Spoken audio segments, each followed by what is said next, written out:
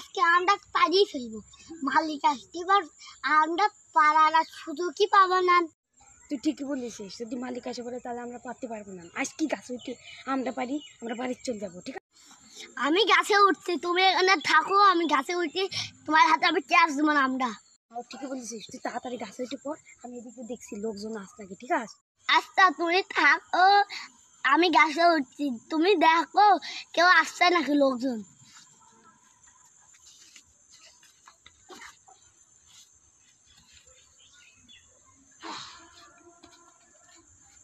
না না না,